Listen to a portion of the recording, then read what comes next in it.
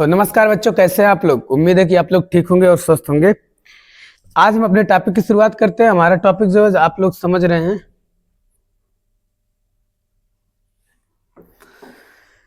और कैसे हैं आप लोग, ठीक हैं? चलिए ठीक है, शुरू करते हैं। 25 क्वेश्चन नॉन स्टॉप, ठीक है, देखते हैं।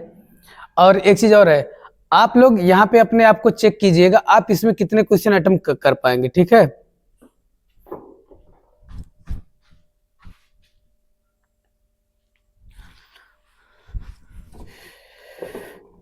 नमस्कार बच्चों, कैसे हैं आप लोग। उम्मीद है कि आप लोग ठीक होंगे और स्वस्थ होंगे। आप लोग देख पा रहे होंगे कि हम आपके लिए 25-25 क्वेश्चन का जो प्रैक्टिस सेट बनाए हैं, ये आप लोगों के लिए बहुत इंपॉर्टेंट है। अगर जो लोग सॉल्व कर रहे होंगे, आप लोग यहाँ पाएंगे, जितने भी लोग पढ़ चुके होंगे, यहां से आपका कोई ना कोई फायदा जरूर होने वाला है।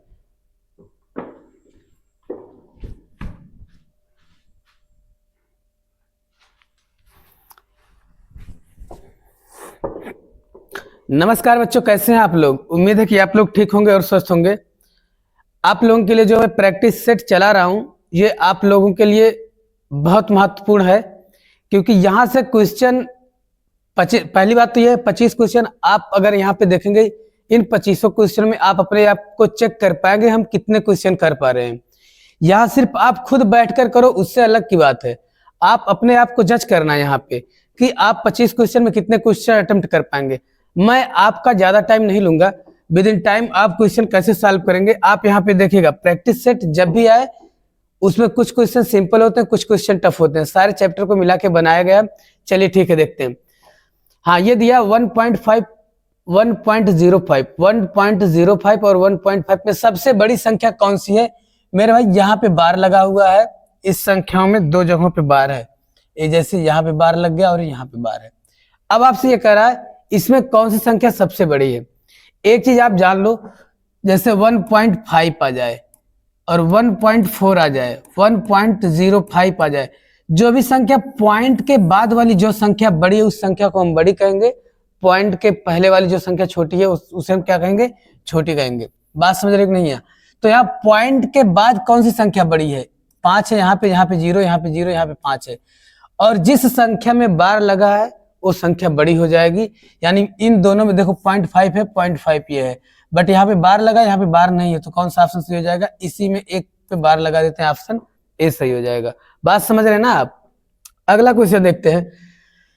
क्वेश्चन दिया 120 एक संख्या का 20% है। अगर किसी संख्या का 20% 120 है, इसे आप ऐसे चेक करो, 20% बराबर ये दिया है 120। तो अगर मैं बोलूंगा 100% बराबर क्या होगा, 20 पंचे 100 तो 12 पंचे 60, यानी वह संख्या क्या है 600। अब 600 का कह रहा है 120%, 600 का 100% 600 ही होगा, 20% आप निकाल दोगे 120 आ जाएगा, जोड़ देंगे तो कितना हो जाएगा ये 720। तो आपका आंसर कौन सा सही हो जाएगा, ऑप्शन सी सही होगा। आपको क्वेश्चन विद इन टाइम लगाना, देख के आपको बस सिर्फ आंसर लगा देना, ठीक है। तरीके आप वही सीखिए जिससे विद इन टाइम सवाल सॉल्व हो जाए। विभाजन के एक सवाल में विभाजक भागफल का 3 गुना तथा शेषफल का 6 गुना, तदनुसार यदि शेषफल दो तो उसमें भाज्य क्या है। आप जानते हो भाज्य बराबर क्या होता है, भाज्य बराबर भाजक गुणे भागफल, यहाँ पे भागफल आ जाए और प्लस क्या हो जाएगा ये शेषफल, सॉरी प्लस है, प्लस क्या होता है ये शेषफल। ये तो सबको पता रहा, बचपन से पढ़ते हुए आ रहे हो। ये यहाँ पे भाज्य में बताना, भाजक में पता है क्या भाजक। एक चीज यहाँ पे देखो, शेषफल का 6 गुना, भाग विभाजक के प्रश्न में भागफल का 3 गुना तथा शेषफल का क्या है 6 गुना। अगर हम देखेंगे यहाँ भाजक क्या हो जाएगा, भाजक शेषफल का 6 गुना, 6 गुना क्या हो जाएगा ये 12। अगर शेषफल का 6 गुना यानी, और फिर क्या विभाजक 3 गुना, यानी ये भागफल कितना आ जाएगा 3 चौक 12 यानी 4 आ जाएगा, और शेषफल कितना हो जाएगा मेरे भाई 2। तो आप बताओगे 12 चौक 48 और प्लस 2 मतलब क्या हो जाएगा, आपका आंसर यहाँ पे 50 आने वाला है। तो आप बता दोगे कौन सा ऑप्शन सही होगा, ऑप्शन सी सही होगा। सारे क्वेश्चन आप देखिए, एक बेहतरीन क्वेश्चन ये भी है। एक मिश्र धातु में 400 ग्राम जस्ता और तांबा है। 400 ग्राम जस्ता और तांबा 5:3 के अनुपात में तदनुसार उस अनुपात को 5:4 में परिवर्तित करने के लिए कितने ग्राम तांबे की आवश्यकता होगी और कितना तांबा और मिलाना चाहिए। यानी यहाँ तांबा मिलाने की बात कर रहे हैं, यानी जो बदलेगा हमारा तांबा बदलेगा, यानी जस्ता जितना है उतना ही रहेगा। अब आप ये बताओ 5 3 8, 5:3 को अगर हम 5 3 करेंगे 8 यूनिट बराबर कितना हो जाएगा, आप बताओगे 400। 1 यूनिट बराबर कितना है, 8 5 40 50 आ जाएगा। अब आप यहाँ पे ध्यान देना आप, क्योंकि आपसे तांबा मिलाने की बात कर रहे हैं, यानी जस्ता जितना तब रहा होगा उतना अभी भी रहेगा। यानी 5 यूनिट, अरे आप कुछ नहीं करना है, 5 यूनिट देखो सेम है, आपको लगाने की जरूरत ही नहीं है। 5 और कितना यूनिट बढ़ गया, 1 यूनिट, 3 से 1 यूनिट बढ़ गया 4 यूनिट, यानी कितना बढ़ाओगे आप, 50 एक्स्ट्रा मिला दोगे आप, कुछ करना ही नहीं था इसमें। दिया है ए तथा बी की औसत आयु 20 वर्ष, सी तथा ए से बदल दिया जाए तो औसत आयु 19 वर्ष हो जाएगा। सी तथा ए की औसत आयु 21 वर्ष है। ए बी तथा सी की आयु क्रमशः कितनी होगी। 1 मिनट प्रश्न फिर से देख लेते हैं। ए तथा बी की औसत आयु 20 वर्ष है, यदि ए को सी से बदल दिया जाए तो औसत आयु 19 वर्ष हो जाएगी। इसमें ए तथा सी की औसत आयु 21 वर्ष है।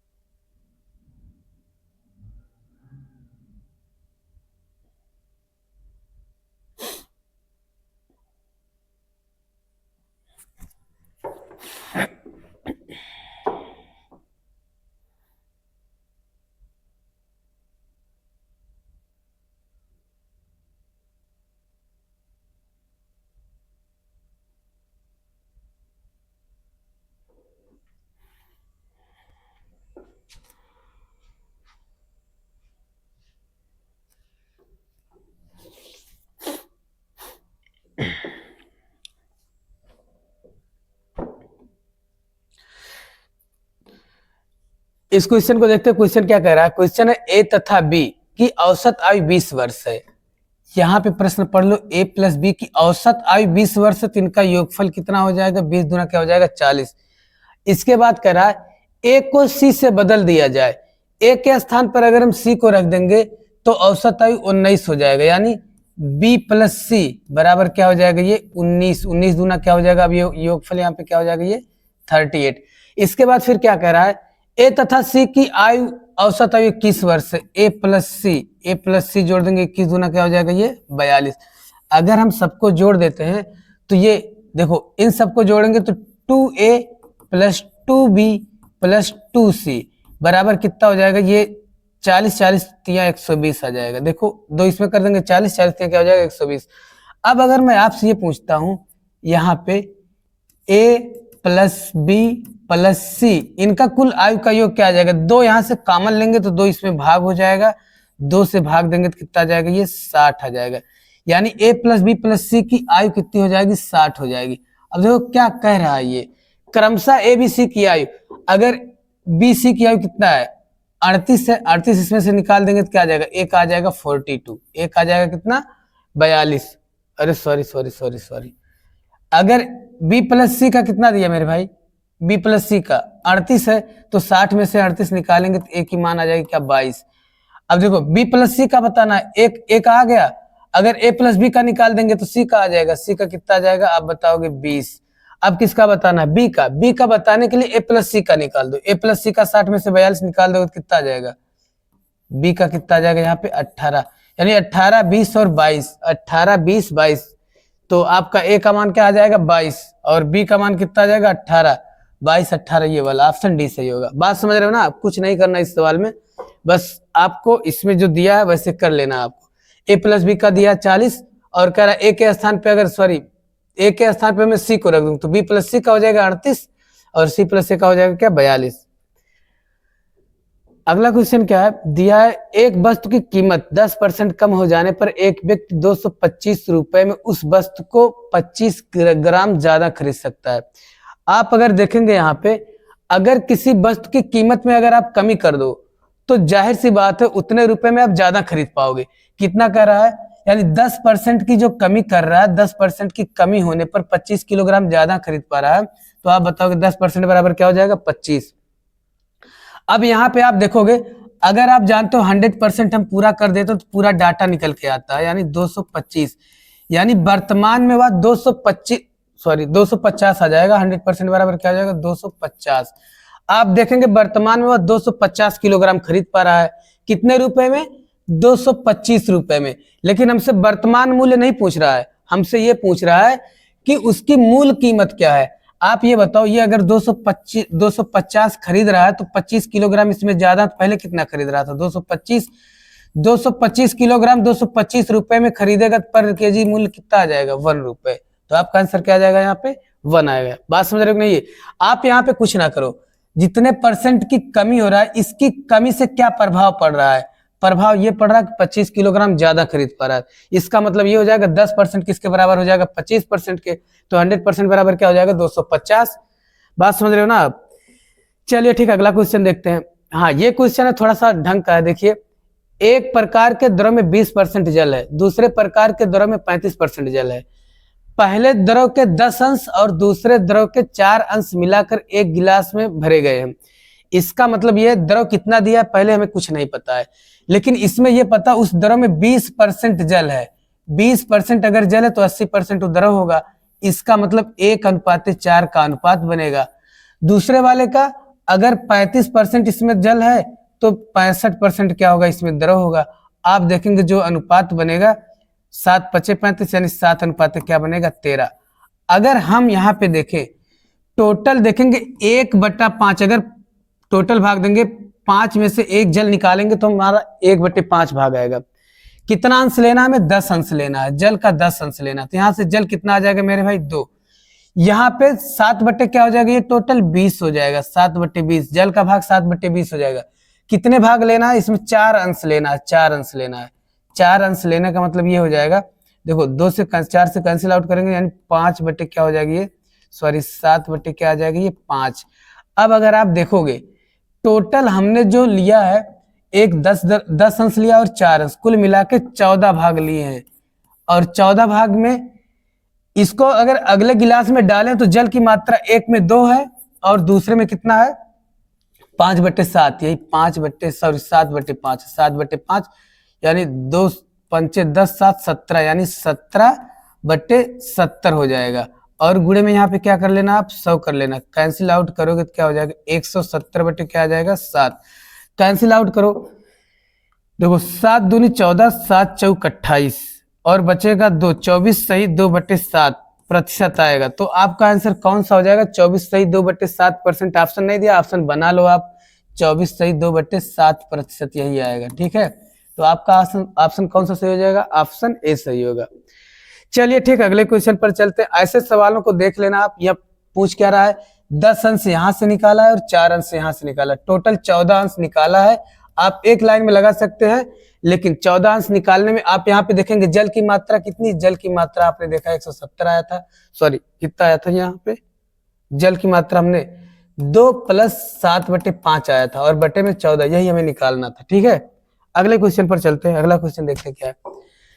अगला क्वेश्चन ये दिया है, मोहन अपनी घड़ी को 10% हानि पर बेची, यदि उससे 45 रुपए अधिक पर बेचा होता तो 15% का लाभ होता। ऐसे सवाल बहुत आसान होते हैं, आप देख के विदिन सेकंड लगा सकते हो। आप 10% की हानि हो रही है और 5% का लाभ, इन दोनों का जो डिफरेंट आएगा मेरे भाई, ये 15% आता है। एक जगह लाभ हुआ और एक जगह हानि हुआ, तो दोनों का डिफरेंट कितना आ जाएगा, 15। 15% बराबर कितना हो जाएगा, 45। आप जानते हो 1% बराबर 3 आ जाएगा। 100% जब आप निकालते हो तो पूरी डाटा निकल के आ जाती है, यानी 100% बराबर क्या हो जाएगा, 300। तो उस घड़ी का विक्रय मूल्य कितना हो जाएगा, यहाँ बताओगे आप, 300। बात समझ रहे हो ना आप? अगले क्वेश्चन पर चलते हैं। अगला क्वेश्चन क्या दिया है, यहाँ पे इस सवाल में रेट दिया रहता है। देखो कंफ्यूजन इस सवाल में बहुत लोगों का बना रहता है कि कब हम लाभ निकालें और कब हानि निकालें। देखिए सवाल क्या दिया है, एक विक्रेता 36 संतरे बेचने पर 4 संतरों के विक्रय मूल्य के बराबर उससे हानि होती है। ये एक रेट है, इसका मतलब ये है जब वह 36 संतरे बेच देता है तो उसको 4 संतरों के विक्रय मूल्य के बराबर हानि हो जाती है। इसका मतलब समझ रहे हो यार, यानी वो जितने में 36 संतरे बेचा उतने में 40 संतरे खरीद के लाया था, यानी तभी तो उसे 4 की हानि हो जाएगी। यानी वो 36 संतरे बेच रहा है तो उसे कितने की हानि हो रही है आप बताओगे? 40। यानी वो खरीद के लाया था कितने संतरे? 40, और इस पे हानि हुई 4 की। तो 4 बटे क्या हो जाएगा ये 40, मतलब 1 बटे क्या हो जाएगा 10। 1 बटे 10 का मतलब क्या होता है 10%। यहाँ पे ये रेट दिया रहता है, इसे और किसी वे में ना देखिएगा आप। 36 संतरे के बेचने से 4 संतरे के विक्रय मूल्य के बराबर हानि हो रही है, यानी उसने खरीदा होगा 40 36 में, और यहाँ पे 4 बता देना आप कितना हो जाएगा 1/10। 1/10 का मतलब क्या हो जाएगा 10%। ठीक है, अगले क्वेश्चन को देखते हैं। अगला क्वेश्चन क्या है, ये डिस्काउंट होता है। डिस्काउंट आप अगर एक लाइन में लगाना चाहो तो ऐसे लगाइएगा 70। अगर 30% का डिस्काउंट मिला पहले तो 30% मिलेगा, बचेगा कितना 70। 70 का जब आप 20% निकालोगे मेरे भाई आ जाएगा 14। 20 इसमें जोड़ दो, आपका आंसर आ जाएगा कितना 44%।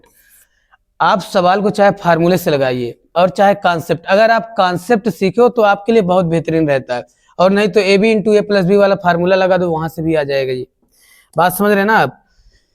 हाँ, ये क्वेश्चन साझेदारी का है। साझेदारी में देखो दिया है, देखो साझेदारी में क्या होता है, जैसे जो व्यक्ति जितना पूंजी लगाएगा और जितने टाइम के लिए लगाएगा उतने उसको प्रॉफिट होगा। जैसे कोई व्यक्ति 5 महीने के लिए 200 रुपए लगाया, कोई व्यक्ति 5 महीने के लिए 800 रुपए लगाया, तो जो व्यक्ति जितना ज्यादा लगाए उससे प्रॉफिट उतना ज्यादा होगा।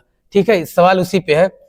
बी की पूंजी A की 3/2 गुनी है, यानी A की 3/2 गुनी है। अगर A को मैं ले लूंगा 2 तो B का आ जाएगा 3, जिससे तुलना होता है उसका नीचे वाला भाग माना जाता है। अब मान लेते हैं A ने 200 रुपए लगाए हैं और B ने 300 रुपए लगाए हैं। अब इसके बाद कह रहा 8 महीने बाद B ने अपनी पूंजी का 1/2 भाग वापस ले लिया। 8 महीने बाद, अच्छा 8 महीने तक तो ये 300 रुपए लगाए होगा, इसके बाद 8 महीने बाद अपनी पूंजी का कितना भाग ले लिया, वापस ले लिया हो? 8 महीने बाद B अपनी पूंजी का 1/2 भाग, इसका 1/2 भाग ले लेगा तो बचेगा कितना 150, यानी इसका 150 ही तो आएगा, यानी 150 भाग ले लेगा, 150 भाग बचेगा। और इसके बाद 10 महीने बाद, और वर्ष के अंत में बोला क्या, वर्ष के अंत में, तो अगर 8 महीने यहाँ पे तो ये 4 महीने के लिए बाकी लगाया होगा। ए का देख लेते, ए ने 10 महीने तक लगाया है और इसने कितना भाग वापस लिया अपना 1/4। 1/4 का मतलब क्या हो जाएगा 50 ले लिया, तो यानी 150 इसका भी बचेगा, और 150 अगर ये बचेगा तो ये कितने महीने के लिए लगाएगा 2 महीने के लिए। बस इसी में इसका जो है इनका प्रॉफिट आएगा। जैसे ये करोगे 200 × 10 करोगे 2000 हो जाएगा, यानी 2300, यहाँ पे आ जाएगा इनका 2300 इसका आ जाएगा, और यहाँ पे कैंसिल आउट करोगे तो 8 3 24, 24 और 15 चौके 60, यानी 3000 आ जाएगा। अब आपसे क्या कह रहा है, 5300 दिया, जोड़ने पर 5300 आएगा ही, तो आपका 2300 आ जाएगा। किसका पूछा हमसे? वर्ष के अंत में 5300 रुपए का लाभ, एक हिस्सा यही आ जाएगा 2300, सीधे सीधे आंसर ही मैच कर गया आपका, 23000 आ जाएगा। ठीक है, ये इन दोनों को जोड़ोगे इसके बराबर करोगे तो 1 = 10 आ जाएगा, 23 बराबर क्या आ जाएगा आपका 23000। ठीक, अगले क्वेश्चन को देखो आप। अगला क्वेश्चन क्या दिया, ए तथा बी एक कार्य को मिलकर 30 दिनों में पूरा कर लेते हैं। उन्होंने 20 दिनों तक एक साथ कार्य किया, उसके बाद बी चला गया, शेष कार्य को ए ने 20 दिनों में पूरा कर लिया। बी अकेला उस कार्य को कितने दिनों में करेगा? क्वेश्चन दिया है A + B, ए और बी मिलकर किसी कार्य को 30 दिनों में कर रहे हैं। ये बात समझ में आ रहा है? इसके बाद ये कह रहा है ये लोग 20 दिनों तक, अच्छा एक दिन में करेंगे तो 1/30 बताओगे, 20 दिनों में करेंगे तो 20/30, यानी आप बताओगे यहाँ पे 20/30 कार्य कर दिया, यानी 2/3 कार्य इन्होंने किया, तो शेष कितना बचा 1/3। 1/3 जो कार्य है वो कौन कर रहा है? 20 दिनों में पूरा कर रहा है, यानी इस शेष कार्य को, एक कार्य को करने में 20 दिन लगे तो 3 खिलौने बनाने में 20 क्या लगेंगे 60 दिन, यानी ए अगर करेगा अकेले तो शेष कार्य को 60 दिनों में, यानी पूरा कार्य करेगा कितने दिनों में 60 दिनों में। अब यहाँ से ए और बी का अगर निकल गया तो अब आपसे पूछ क्या रहा है, इनकी देखो अगर मान लो 60 खिलौने हैं, ए और बी मिलकर 30 दिन में बनाए हैं, तो एक दिन में बनाएंगे 30 दूना 60, यानी एक दिन में बनाएंगे 2 खिलौने। अगर ए अकेले 60 खिलौना बनाए तो 60 दिन लगाता तो एक दिन में बनाएगा एक खिलौना। इसमें क्षमता किसकी, ए की क्षमता एक है तो बी की भी क्षमता क्या आ जाएगी, एक, बी की क्षमता आ जाएगी एक। और ये कह रहा है एक की क्षमता से अगर कार्य करे तो पूरा कार्य कितने दिनों में हो जाएगा, एक की क्षमता से बनाएगा 60 खिलौने तो 60 दिन लगेंगे। कौन सा ऑप्शन सही होगा, ऑप्शन ए सही होगा। ठीक है, अगले क्वेश्चन पर चलते हैं। अगला क्वेश्चन क्या दिया है, यहां पे दिया एक समान लंबाई की दो रेलगाड़ियां समांतर पटरियों पर क्रमशः 60 किलोमीटर और 90 किलोमीटर प्रति घंटे की गति से एक ही दिशा में चल रही है।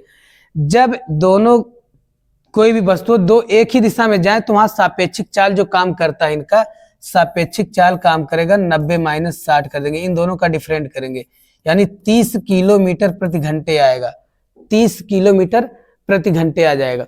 अच्छा, 30 किलोमीटर प्रति घंटे को अगर मीटर प्रति सेकेंड में हम बदलना चाहें तो क्या करेंगे हम, 30 5/18 से क्या कर देते हैं हम, 30 गुणे 5/18 ये कर देंगे तो 6 पंचे 30 यानी 25 बटे क्या आ जाएगा मेरे भाई 3 मीटर प्रति सेकेंड आएगा, ये चाल आ जाएगा। अब देखो क्या पूछ रहा है, एक ही दिशा में चल रही, एक ही दिशा में चल रही, इनका मतलब इसका चाल इतना काम कर रहा है। अगर आप यहाँ पे देखो दो ट्रेन अगर ऐसे हों, दो ट्रेन अगर दोनों एक ही दिशा में चलें तो ये एक दूसरे को पार करने में जानते हो अपनी लंबाइयों के बराबर दूरी तय करेंगे। ये लोग बात समझ रहे हो कि नहीं, ये दोनों की लंबाई जैसे एक ट्रेन यहाँ पे आ जाए तब ये दोनों एक दूसरे को क्या करेंगी, क्रॉस करेंगे, यानी दोनों को अपनी लंबाइयों के बराबर दूरी तय करनी पड़ेगी। तो आप देख लो 30 सेकंड में कितना दूरी जा रही है, 30 गुणे 25 बटे में क्या हो जाएगा 3, तो कैंसिल आउट करोगे ये आ जाएगा 250, यानी ये लोग जो मिलकर तय किए होंगे दोनों रेलगाड़ी 250, यानी दोनों रेलगाड़ियों का जो योग होगा ना 250 मीटर होगा। लेकिन हमसे क्या बोल रहा है, प्रत्येक रेलगाड़ी की लंबाई बतानी, तो 2 से भाग दे देना आप, 125 आ जाएगा, 125 मीटर आएगा। तो कौन सा ऑप्शन सही हो जाएगा, ऑप्शन बी सही होगा। समझ रहे हैं ना आप लोग। सवाल देखो मैं ये कह रहा हूं, मैं यहाँ पे बहुत डिटेल नहीं समझा पाऊंगा, आपको विद इन टाइम क्वेश्चन करना, मैं ये बता रहा हूँ कि आपको लगाना कैसे, वहां फार्मूले मत लगाइएगा, ठीक है। इसलिए स्पीड से चल रहा है क्योंकि हमको 30 मिनट में 25 क्वेश्चन सॉल्व करवाना। यहाँ पे दिया ABCD एक समलंब है, समलंब चतुर्भुज सबको पता होता, आमने सामने की भुजाएं क्या होती है, समांतर होती है, बराबर नहीं होती है, समांतर होती है, ये दोनों समांतर होंगी। दिया भी है AB और CD, AB बराबर 2CD, यानी AB अगर 2 है तो ये CD कितना यूनिट होगा, 1 यूनिट होगा, यही कह रहा है।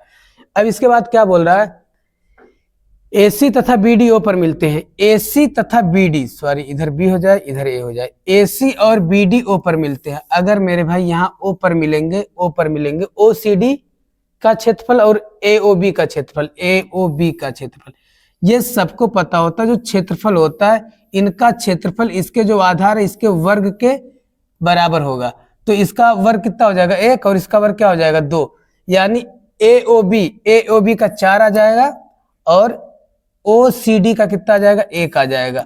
आप अगर डिटेल पढ़ना चाहते हैं तो आप इसको देख लेना, मैं एक समांतर चतुर्भुज का वीडियो डाला हूं, वहां पे आप देख, सॉरी समलंब चतुर्भुज का, तो यहाँ पे क्या आ जाएगा 4:1 आ जाएगा, ठीक है। इनके क्षेत्रफलों का जो अनुपात आएगा, यानी ये वाला एरिया पूछ रहा है और आपसे ये वाला एरिया, बात समझ रहे ना आप। अगला क्वेश्चन देखते हैं, अगला क्वेश्चन क्या दिया है, हाँ ये दिया है ओ केंद्र तथा 5 सेंटीमीटर त्रिज्या वाले एक वृत्त की 8 सेंटीमीटर लंबी एक जीवा PQ है। देख लेते हैं, एक मान लो हम वृत्त बना दें, वृत्त में एक जीवा खींच लें और यहाँ मान लो केंद्र को हो जाए और इसकी त्रिज्या कितना दिया, ये 5 दिया है, त्रिज्या कितना है यहाँ पे 5। इसके बाद क्या कह रहा,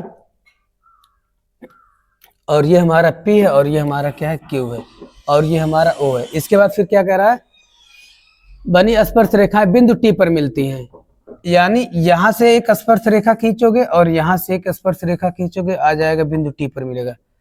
और इसके बाद मान लो, इसके बाद यहाँ पे अगर हम लंब डालें, लंब जानते हो जीवा को 2 बराबर भागों में डिवाइड करता है। अगर ये पूरी दूरी 8 थी, ये 4 होगा, अगर ये 4 5 ही थी कितना हो जाएगा, ये 3 हो जाएगा। बात समझ रहे हो कि नहीं। ये हमसे PT की लंबाई पूछा है, PT बराबर होता है 5 गुणे 4 बटे में 3, यानी 20/3। तो आपका आंसर 20/3 दिया है यहाँ पे, तो आंसर आपका हो जाएगा कौन सा, बी वाला ऑप्शन आएगा। बात समझ रहे हो कि नहीं। ये अगले क्वेश्चन पर आते हैं। अगला क्वेश्चन ये दिया है 3x + 4y = 12 रेखा चित्र द्वारा x अक्ष तथा y अक्ष पर बने त्रिभुज का क्षेत्रफल कितने वर्ग। आप ये जानते हो x अक्ष का समीकरण होता है y = 0। जब y = 0 रखेंगे तो x का मान आ जाएगा। यहाँ y = 0 रखोगे तो x का मान कितना आ जाएगा मेरे भाई 4। और जब x का मान निकालना रहेगा, सॉरी y का मान निकालना रहेगा तो x = 0 रख देना, तो y का मान कितना आ जाएगा यहाँ पे 3 आ जाएगा। अब इससे जो ऐसे बनेगा देख लो आप, ऐसे ये बनेगा, ये ट्रायंगल बनेगा। यहाँ पे 0 3 आ जाएगा और यहाँ पे 4 0 आ जाएगा। यही पूछ रहा है ये जो एरिया, ये एरिया कितना हो जाएगा 1/2 बेस इंटू हाइट। बेस कितना हो जाएगा 4 इंटू हाइट कितनी हो जाएगी 3। तो आप बताओगे 4 3 12/2 में कितना आ जाएगा आपका आंसर 6 आ जाएगा, 6 वर्ग सेंटीमीटर जो भी दिया होगा। अगला क्वेश्चन देखते हैं। अगला क्वेश्चन क्या है, एक समलंब पिरामिड का आधार 16 वर्ग सेंटीमीटर। आप जान लो पिरामिड किसे कहते हैं, मैंने ये बताया था। पिरामिड क्या होता है, पिरामिड किसी भी जिसका आधार है, आधार और उसका जो शिखर होता है वो बिंदु के आकार का होता है, उसी को हम क्या कहते हैं पिरामिड कहते हैं। यहाँ पे क्या पूछ रहा है हमसे, एक समलंब पिरामिड का आधार 16 वर्ग सेंटीमीटर है। 16 सेंटीमीटर का वर्ग है, यानी जो पिरामिड का आधार है वो वर्गाकार है और उसकी ऊंचाई दिया है 15 सेंटीमीटर। उसके तिरछे वक्र पृष्ठ का क्षेत्रफल, अगर कभी भी पिरामिड का वक्र पृष्ठ निकालना रहे तो 1/2 आधार का परिमाप, ये सबको याद होना चाहिए। आधार का परिमाप होता है, आधार का परिमाप इंटू तिर्यक ऊंचाई जो यल रहेगा। हमसे ये पूछा तिरछा वक्र पृष्ठ बताना है, तो ये सबको पता 1/2 तो रहेगा ही रहेगा। आधार कैसा है, आधार है वर्गाकार, यानी 4 गुणे क्या हो जाएगा 16, ये हो जाएगा। अब एक चीज आप विशेष ध्यान देना, ऊंचाई हमें जो रहेगा 15 है और ये 16, इसकी भुजा कितनी हो जाएगी, ये 16 आधार तो आधा कितना हो जाएगा 8, यानी ऐसे बनेगा। देख लो पिरामिड कुछ ऐसे बना होगा, ऐसे बना होगा। यहाँ से जो ऊंचाई जाएगी ये वाला, ये तिर्यक ऊंचाई ये वाला पूछ रहा है हमसे, ये वाला। ये अगर ये कितना हो जाएगा, ये 16 कितना हो जाएगा 8 और ये 12 है 15 है, 15 8 ये हो जाएगा कितना हो जाएगा मेरे भाई 17 हो जाएगा। ये तिर्यक ऊंचाई इंटू क्या हो जाएगा ये 17, ये निकाल देना आप, आंसर आ जाएगा। 2 से काटेंगे 16 दूनी यानी 32 गुणे में क्या हो जाएगा 17, 7 दूनी 14 किसमें 4 दिया है, 17 दूनी 34 के 4 आ जाएगा, 17 3 51 51 3 54 आ जाएगा, यानी 544। तो कौन सा ऑप्शन सही होगा आपका, ऑप्शन सी सही होगा। यहाँ पे मैं आपको बहुत स्पीड से क्वेश्चन सॉल्व करवा रहा हूं, आप देखेंगे। sin 4α + cos 4α का अधिकतम मान क्या होगा।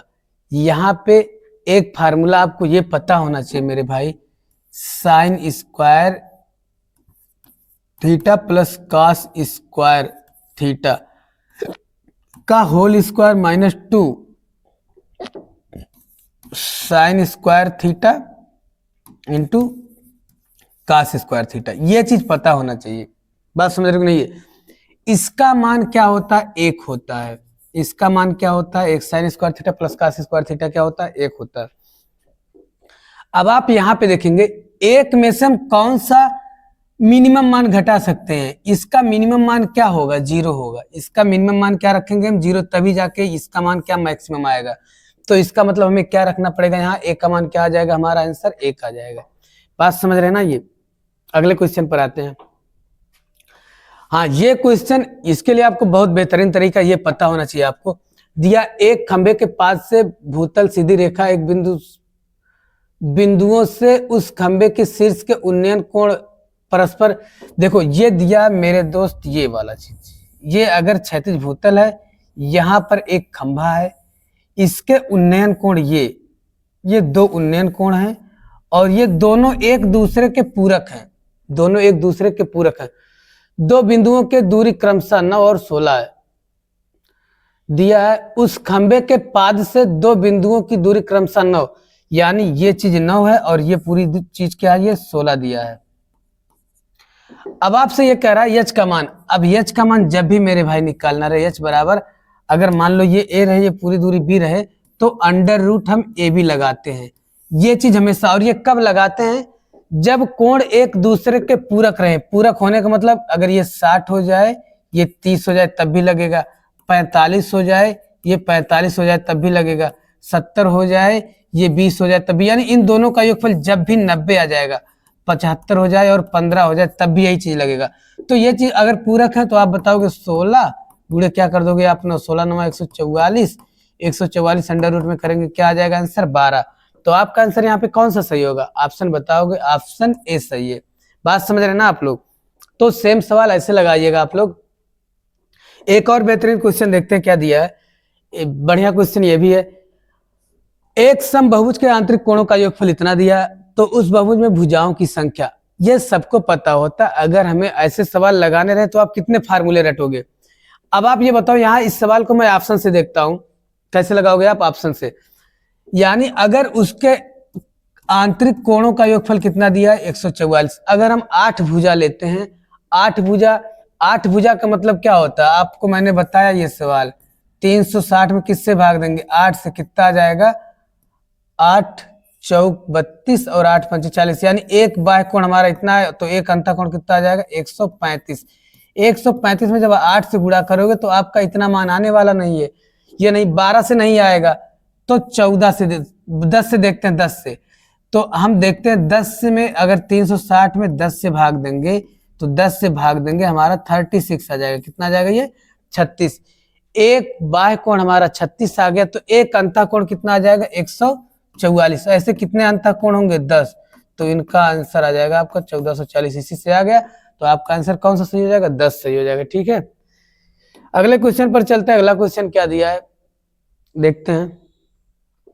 एक समलंब प्रिज्म का आधार एक समकोण त्रिभुज है जिसकी भुजाएं 5 सेंटीमीटर, 12 सेंटीमीटर तथा 13 सेंटीमीटर है।